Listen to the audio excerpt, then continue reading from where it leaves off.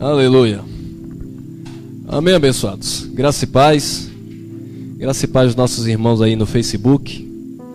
E logo mais também no YouTube. Sejam todos bem-vindos. Geralmente não gravamos mensagem às quarta-feira, mas eu quero falar de um assunto bem conhecido no nosso meio, que eu não tenho uma mensagem ainda específica, que é sobre o dízimo. Então vamos ouvir pela palavra e aprender mais um pouco nesta noite, amém? Olha lá, Malaquias. Eita, esse livro, hein? Malaquias. O terror dos irmãos, né? Dos membros. Para a liderança, esse livro é uma bênção.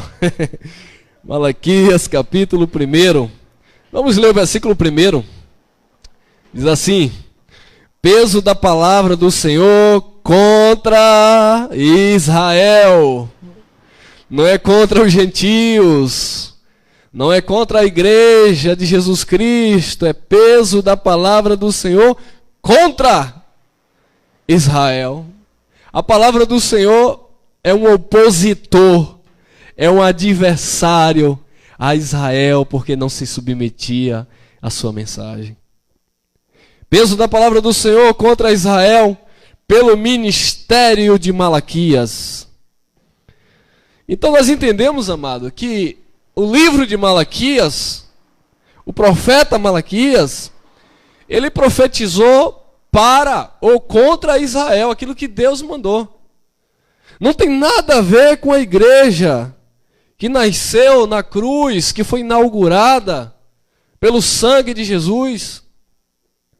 Não existia igreja antes do derramamento de sangue, porque a igreja nasceu no novo pacto. O sangue do justo precisou ser derramado. E hoje a igreja está perfeita, sem condenação. Mas infelizmente a liderança religiosa, eles se apropriaram de um livro que não foi designado para a igreja, não foi designado para os gentios. E eles aplicam esta palavra, esta profecia, este livro à igreja. E quantos filhos de Deus estão sofrendo dentro das ditas igrejas? Porque a liderança ameaça. Porque se você não der os 10% que pertence a Deus, você é um ladrão. Está escrito que os ladrões não herdam o reino. Logo você é um perdido, logo você vai para o inferno, logo isso, aquilo, logo aquilo outro. E os filhos de Deus vivem amedrontados. Muitos dão com medo de ficarem pobres, porque o pregador, ele disse que quando você dá o dízimo, Deus repreende o devorador, que ele classifica como um demônio que vem consumir as suas finanças. Aí muitos dão amedrontado, com medo de ficarem pobres. Outros dão com medo de perder a salvação. Como se a nossa remissão dependesse de 10% do nosso salário e do nosso ganho. Mas quem errou, irmão? Essa palavra era contra quem especificamente? Olha lá, o versículo 6 em diante. Diz assim: o filho honrará o pai, e o servo seu senhor. Se eu sou pai, onde está a minha honra? E se eu sou senhor, onde está o meu temor? Diz o Senhor dos exércitos a vós, ó sacerdotes, que desprezais o meu nome, e dissertes: em que desprezamos nós o teu nome? Então, Deus foi claro, Deus foi objetivo. Os sacerdotes neste tempo, na época do profeta Malaquias, tinham abandonado o altar, já não estava mais servindo a Deus como deveriam servir. E a palavra foi contra os sacerdotes, nem foi contra o povo judeu. A sentença foi contra a liderança. Agora eu pergunto, se pregam Malaquias 3:10 e lançam para cima dos membros, dos filhos de Deus, a culpa ou a falha naqueles que estão negligenciando o dízimo a Deus, porque eles também não pregam Malaquias como um todo, dizendo que Deus estava repreendendo eram os líderes e não os liderados. Não, irmão, porque aí vai tocar nos ungidos. E nós somos muito ungidos, e Deus não toca nos ungidos. A culpa é de vocês. Aí eu pertencia às ditas igrejas evangélicas aí, que os líderes, na época que chegava assim os finais de mês, que tinha que pagar as contas, aquela coisa toda, sabe? Que apertava um pouquinho, viu até com um sonho. Ah, porque Deus me deu um sonho, e na igreja entrava uma raça de rato, e vocês sabem que rato ele vem e destrói, e Deus me deu um sonho, e entrava aqueles garfanhotos, e a igreja ficava, meu Deus do céu, o que é isso? Aí eles diziam, isso é Deus na vida dos infiéis. Deus está mostrando que tem gente aqui dentro, roubando ao Senhor nos dízimos e nas ofertas. E o povo tremia com aquela palavra. Graças a Deus, amados, estamos livres desse sistema opressor e mentiroso. Olha lá o versículo 7. Olha de que Deus estava falando. Ofereceis sobre o meu altar pão imundo, e dizeis, em que havemos profanado? Nisto que dizeis, a mesa do Senhor é desprezível. Versículo 8. Porque quando trazeis animal cego para um sacrifício, não faz mal, e quando ofereceis o coxo ou enfermo, não faz mal. Ora, apresenta ao teu príncipe, ao teu governador, terá ele agrado de ti? Ou aceitará a tua pessoa? Diz o Senhor dos Exércitos. Claro que não. Então os sacerdotes estavam apresentando no altar, que ficava no templo de Israel, né? Ou no primeiro templo de Salomão. O templo caiu, depois veio o segundo templo, o templo de Jerusalém. Era no altar, no templo, no lugar dos sacrifícios, que os sacerdotes estavam oferecendo. O animal cego, coxo, aleijado, dizendo que a mesa do Senhor era desprezível.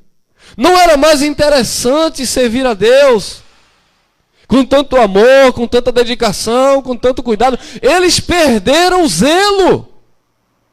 Então a palavra é contra eles. Contra Israel especificamente, contra os sacerdotes. Capítulo 2, versículo 1 e 2, diz assim: agora, ó sacerdotes, este mandamento vos toca a vós. Se o não ouvirdes, e se não propuserdes no vosso coração dar honra ao meu nome, diz o Senhor dos Exércitos, enviarei maldição contra vós, amaldiçoarei as vossas bênçãos, e já as tenho amaldiçoado, porque vós não pondes isso no coração. Deus disse que já tinha amaldiçoado as suas bênçãos. Por quê? Porque eles não estavam guardando a palavra de Deus no coração. E aí nós entramos, amados, em uma história onde os sacerdotes já estavam desprezando as suas esposas. Os sacerdotes já estavam vivendo na licenciosidade, na libertinagem, já não tinha mais prazer em Deus, já estavam negligenciando o altar, o templo, que não tem nada a ver com a igreja evangélica hoje. E aí entramos no capítulo 3, No versículo 6 em diante, diz assim: porque eu, o Senhor, não mudo. Por isso vós, ó filhos de Jacó, não sois consumidos. Desde os dias dos vossos pais, vos desviastes dos meus estatutos e não guardastes. Tornai vós para mim, e eu tornarei para vós, diz o Senhor dos Exércitos. Mas vós dizeis, em que havemos de tornar? Versículo 8. E aí, irmão, quando prega o versículo 8 até o 10 isolado. Ô, meus amados, vocês que estão me ouvindo aí, vocês que se levantam contra, quando nós ensinamos acerca do dízimo, se você for chamado para pregar o evangelho, por que não fala a verdade? Se você se diz um pregador da palavra, por que não ensina a verdade? Para que pregar os versículos isolados? Versículo 8. Roubará o homem a Deus? Todavia vós me roubais. Vós quem? Os sacerdotes. E dizeis, em que te havemos roubado? Diz Deus, nos dízimos e nas ofertas alçadas. Versículo 9. Com maldição sois amaldiçoados, porque me roubais a mim, vós, toda a nação, no singular. Não é no plural, todas as nações da terra. Deus estava especificando a nação. Era contra Israel. Por causa da liderança que representava Israel, o julgamento vinha sobre todos, o juízo vinha sobre todos, a sentença vinha sobre todos. Versículo 9: com maldição sois amaldiçoados, porque me roubais a mim, vós, toda a nação, no singular. Eu já vi gente distorcendo isso aqui na hora da leitura. Porque com maldição sois amaldiçoado vós, todas as nações. E não deixa nem a pessoa se pronunciar ou pensar. Porque a lavagem, meu irmão, tem que ser imediatamente. O sistema religioso não deixa, não quer que você pense. O sistema religioso não quer que você analise. Quando Paulo ministrava, diz que os bereanos estavam conferindo lá nos pergaminhos para ver aquilo que Paulo estava pregando. Paulo fala para os hebreus no capítulo 5, no versículo 11, que os hebreus se tornaram negligentes, tardios em ouvir. E por isso Paulo diz que pelo tempo já eram para eles serem mestres, mas estavam ainda precisando de leite como menino, porque eles não tinham as faculdades, a mente exercitada na palavra para discernir tanto o bem quanto o mal. Eles não compreendiam porque eles não davam atenção à voz do Espírito, à palavra de Deus. Eles não se inclinavam. E por isso, eles eram levados por vento de doutrinas. E a igreja de Jesus Cristo está, infelizmente, quando eu digo igreja de Jesus, eu me refiro aos filhos de Deus, os eleitos, estão aí sendo levados por vento de doutrina. Porque os pregadores dizem, mas irmão, está na Bíblia. Olha aqui, ó, roubará o homem a Deus, está na Bíblia. Ó, irmão, está na Bíblia também que Jesus Cristo foi circuncidado com 8 dias. Era da lei, o dízimo era na lei. Jesus também, cumprindo a lei, foi circuncidado. Está na Bíblia também que Jesus sofreu. Você não quer sofrer? Não, Jesus foi o meu substituto. Mas o dízimo eu tenho que dar porque senão estou roubando a Deus. Vós, toda a nação. Versículo 10.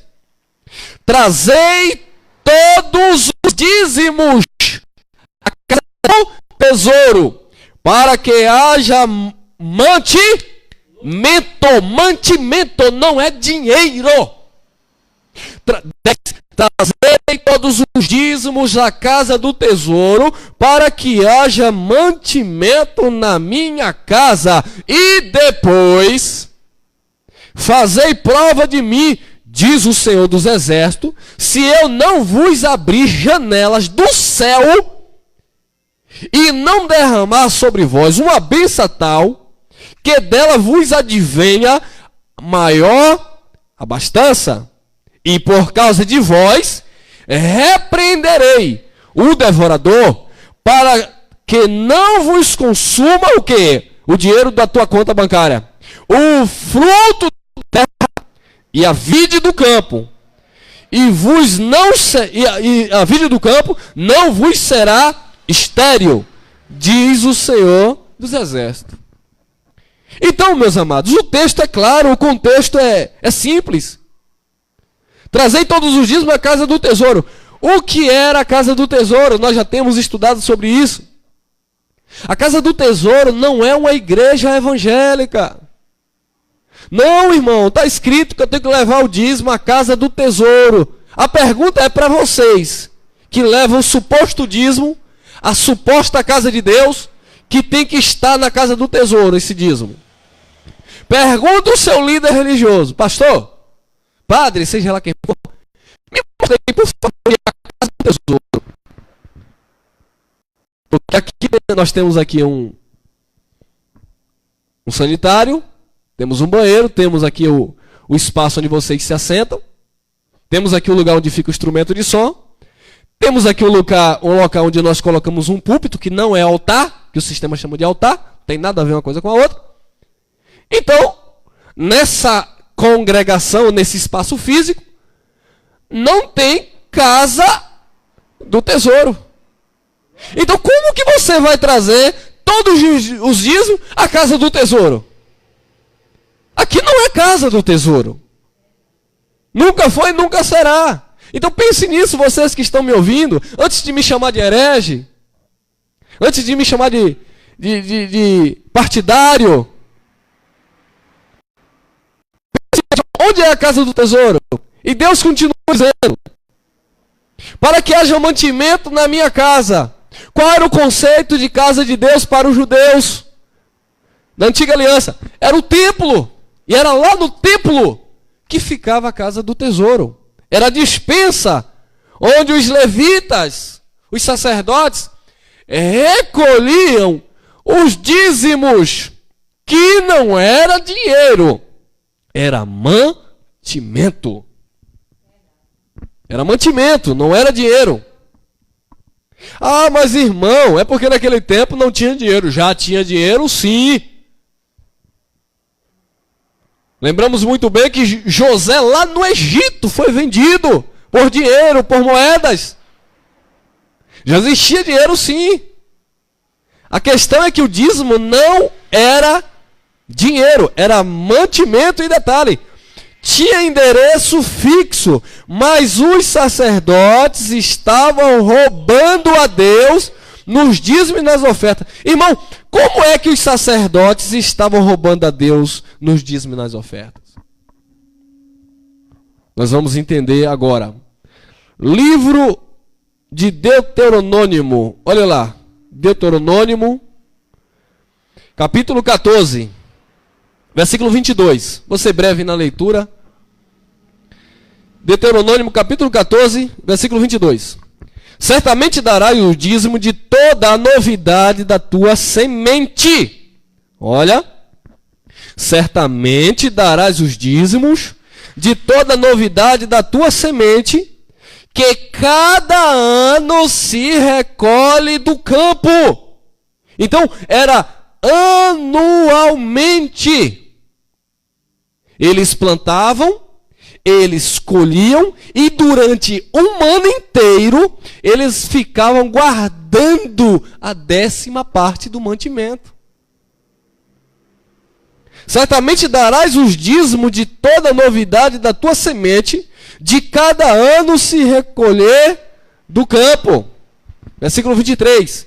E perante o Senhor teu Deus, no lugar que escolher para ali fazer habitar o seu nome, comereis os dízimos do teu grão, do teu mosto, do teu azeite, e os primogênitos das tuas vacas, das tuas ovelhas, para que aprendas e a temer ao Senhor teu Deus todos os teus dias. Era semente, amados, não era dinheiro. Era semente. Vamos ainda no capítulo 26, aí mesmo, Deuteronômio, olha lá. 26, versículo 12. Olha lá. Quando acabares de dizimar todos os dízimos da tua novidade no ano terceiro, que é o ano dos dízimos, então os dará. Para quem era? Que era para compartilhar o dízimo. O darás ao levita, ao estrangeiro, ao órfão e à viúva, para que comam dentro das tuas portas e se fartem. Por que eles não pregam isso? Já que vocês pregam que a igreja tem que dizimar, por que vocês, líderes, que recebem os dízimos, não pegam os dízimos que vocês recolhem e repartem ou compartilhem, primeiro, com os órfãos, segundo, com as viúvas e também com os estrangeiros, para que eles se fartem? Então, o que era que estava acontecendo em Malaquias 3:10? Quando Deus disse: roubarás o homem a Deus, todavia vós me roubais nos dízimos e nas ofertas. Os líderes, os sacerdotes, eles estavam negligenciando a parte que cabia à viúva, a parte que cabia aos órfãos e a parte que cabia aos estrangeiros. E eles estavam recolhendo para si. Deste modo, eles estavam roubando a Deus. Eles pegavam os animais puros, imaculados, perfeitos, gordo, ficavam para si e pegavam lá o resto, a escória, o manco, o cego, o aleijado, chegava no altar e dizia que era para o Senhor. Imagine, dando o resto para Deus, e não era porque eles não tinham, eles recebiam do povo, só que eles roubavam, não faziam o que era correto. Amém? Então a palavra, amados, era para eles. Eles estavam negligenciando. Versículo 13. E dirás perante o Senhor teu Deus: tirei o que é consagrado à minha casa, e dei também ao levita, ao estrangeiro, e ao órfão, e à viúva, conforme a todos os teus mandamentos que me tens ordenado, nada transpassei dos teus mandamentos, nem deles me esqueci. Eu desafio vocês que pedem dízimo, façam isso. Quer receber? Primeiro, você não pode receber dízimo que você não pertence à tribo de Levi. Segundo, a igreja não pode dar dízimo, que só quem dava dízimo eram os judeus. E tinha todo um processo. Eram os circuncidados. Não era dinheiro, era alimento. Eram animais. Então dízimo nunca foi dinheiro. Os homens estão com a Bíblia na mão, roubando as pessoas, pregando que dízimo é dinheiro. Na Bíblia, dízimo nunca foi dinheiro e não é para nós, era para os judeus. Mas, irmão, não precisa você falar essas verdades. Então você fica na mentira, meu irmão. Quer ficar na mentira, fica na mentira. Nós fomos chamados para viver a verdade em Cristo Jesus. Né? Nosso irmão lá do Rio, né? É verdade. Olha lá, irmão. Mas, irmão, meu desafio é: Jesus pediu dízimo. Jesus cobrou dízimo. Os apóstolos pediram dízimo. Vamos lá, Mateus capítulo 23, versículo 23. Eu já ouvi esse versículo, distorcida, claro. Não, irmão, aí Jesus falou do dízimo. É verdade, Jesus falou do dízimo. Irmão, mas se Jesus falou do dízimo, por que você está dizendo que Jesus não pediu dízimo? Então vamos ver como Jesus falou do dízimo e o que era dízimo na concepção de Jesus. Mateus 23, 23. Antes de você ler Mateus 23, olha em Mateus 5,17, o que está escrito. Olha lá. Mateus, capítulo 5, versículo 17. Diz assim, Jesus, não cuideis que vim destruir a lei, ou os profetas. Não vim abrogar, mas cumprir. Então Jesus estava cumprindo a lei e os profetas.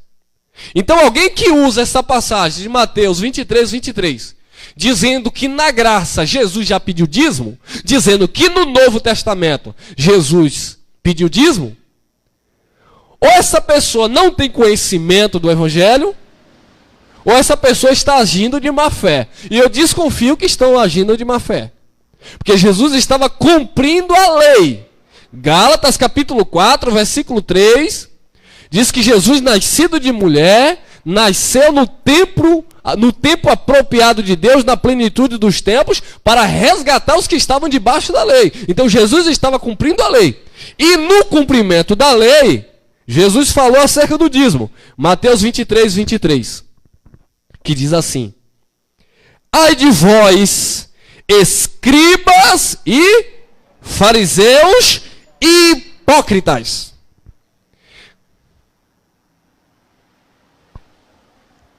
Jesus não está dando essa palavra para nenhum pastor brasileiro, norte-americano, chinês, ou asiático, seja lá o que for.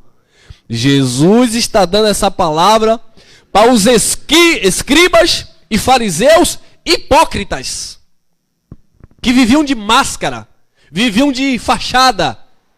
Jesus chamava ele de sepulcro caiado, belos por fora, por dentro era só podridão.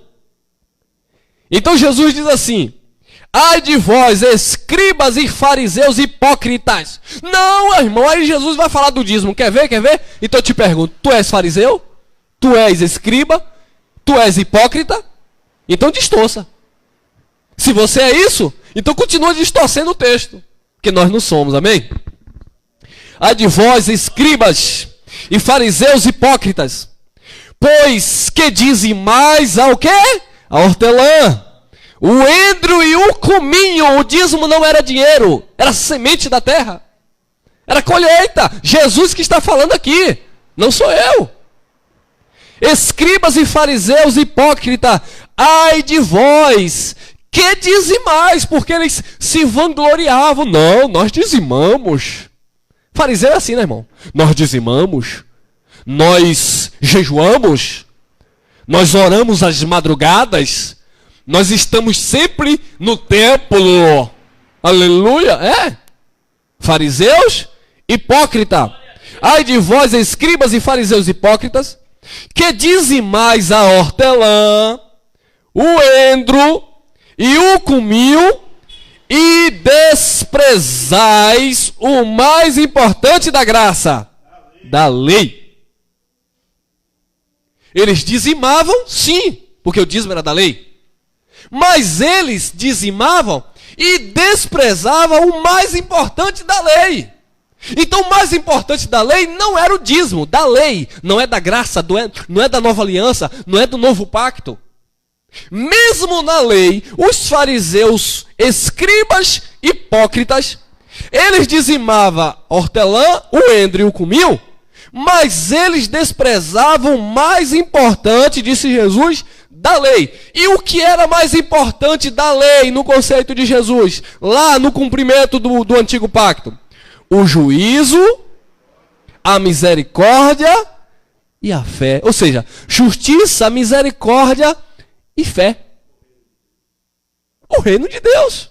E aí ele vai concluir dizendo assim, ó: justiça, juízo, misericórdia e fé. Deveis, porém, fazer estas coisas e não omitir ou desprezar aquelas.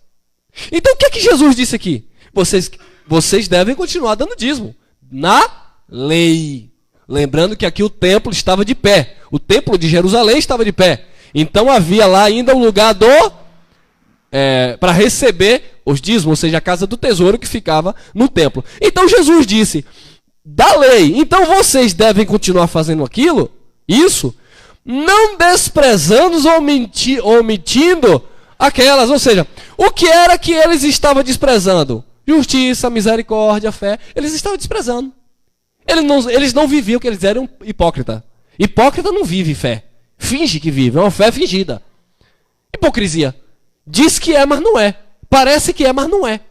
Então, eles desprezavam a fé, eles desprezavam o juízo, eles desprezavam a misericórdia ao próximo.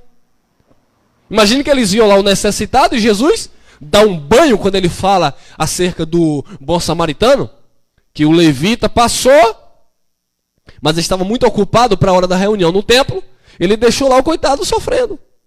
O sacerdote também passou de largo, porque ele tinha uma mensagem de Moisés para dar no dia de sábado na sinagoga, e ele deixou lá o coitado.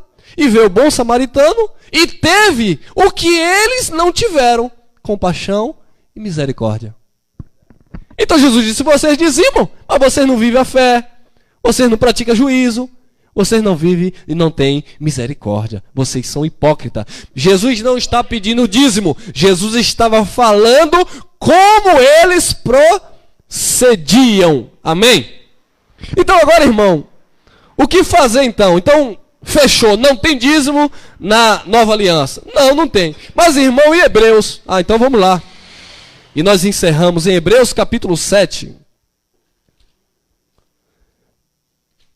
Então, para entender Hebreus, esse assunto, vamos ler um pouquinho o contexto, né? Capítulo 7, versículo 1 a seguir, que diz assim: porque esse Melquisedeque, que era rei de Salém, sacerdote do Deus Altíssimo, e que saiu ao encontro de Abraão, quando ele regressava da matança dos reis, e o abençoou, a quem também Abraão deu dízimo de tudo. Abraão estava vindo de uma guerra, pegou os despojos da guerra, as riquezas da guerra, e ele deu dízimo a Melquisedeque. Primeiro, Melquisedeque não pediu dízimo, Abraão deu dízimo, ou seja, pagou dízimo voluntariamente. Isso foi antes da lei ser imputada, ou seja, isso foi 400 anos antes da lei, porque alguns aí vão querer usar isso aqui para dizer: aí, irmão, Abraão deu dízimo e isso foi antes da lei, então o dízimo é válido mesmo depois da lei. Eu te pergunto, qual foi a guerra que tu foi? Qual foi os despojos que tu conquistou? E onde é que está escrito que Abraão deu dízimo para a casa do tesouro? Onde é que está escrito que Abraão deu dízimo para órfão, para viúva e para o estrangeiro? Não, Abraão pegou um dízimo voluntariamente dos despojos da guerra e deu a Melquisedeque, que já era uma analogia de Jesus Cristo. Foi a primeira aparição de Deus em carne na pessoa de Melquisedeque, que era um sacerdote do Deus Altíssimo, que abençoou Abraão. Versículo 3. Sem pai, sem mãe, sem genealogia, falando de Melquisedeque, não tendo princípio de dias e nem fim de vida, mas sendo feito semelhante ao Filho de Deus, permanece sacerdote para sempre. É claro que Melquisedeque aqui já era uma prefiguração de Jesus Cristo. Era Jesus Cristo aqui, amado. Abraão recebeu fragmentos do que nós vivemos hoje, que é a graça de Deus em Cristo Jesus, sacerdócio eterno. Então o sacerdócio de Melquisedeque não tinha fim, era eterno. O sacerdócio de Cristo é eterno, não tem fim. Versículo 4. Considerai, pois, quão grande era este, a quem até o patriarca Abraão deu os dízimos dos despojos da guerra. Agora olha o 5 aí. O texto continua e Paulo, nós cremos que foi Paulo que escreveu Hebreus, ele vai continuar o raciocínio. E os que dentre os filhos de quem? De Levi, recebem o sacerdócio, têm ordem, segundo a lei, de tomar o dízimo do povo, isto é, de seus irmãos, ainda que tenham saído dos lombos de Abraão. Gentil aqui não tem participação com nada. Abraão foi o patriarca dos judeus. Abraão não é o nosso pai na fé. Nosso pai na fé é Jesus Cristo. Abraão foi patriarca dos judeus. patriarca da fé dos judeus. E segundo a lei dos judeus, dentre os filhos de Levi, quem recebia o sacerdócio é que tinha ordem de Deus pela lei, Deus legalizou, para tomar os dízimos do povo, ou seja, do judeu. Isto é de seus irmãos, judeu, ainda que tenham saído dos lombos de Abraão. Então eles receberam o mandamento pela lei para continuar recebendo aquela figura do dízimo que Abraão deu lá bem antes da lei. Amém, amados? Versículo 6. Eu não vou me prender muito a isso não, porque aqueles que querem distorcer, eles dão um jeitinho. Mas os que têm olhos iluminados estão entendendo. Versículo 6. Mas aquele cuja genealogia não é contada entre eles, tomou dízimo de Abraão e o abençoou que tinha a promessa. Versículo 7. Ora, sem contradição alguma, o menor é abençoado pelo maior. Aqui é claro que Melquisedeque era maior do que Abraão. Versículo 8. Aqui aonde? Presta atenção. Aqui não é aqui nessa reunião. Não é aqui na igreja evangélica. Olha, irmão, tudo bem que lá foi alimento, mas aqui agora, e lá quem recebia eram os sacerdotes, mas aqui agora quem recebe é Jesus. Quer ver? Olha a contradição. 8. Aqui, certamente tomam dízimos, homem que morre. Ali, porém, aquele de quem se testifica que vive. Aqui, o que Paulo está falando é que os hebreus estavam com o costume de dizimar ainda no templo, visto que o templo ainda estava de pé.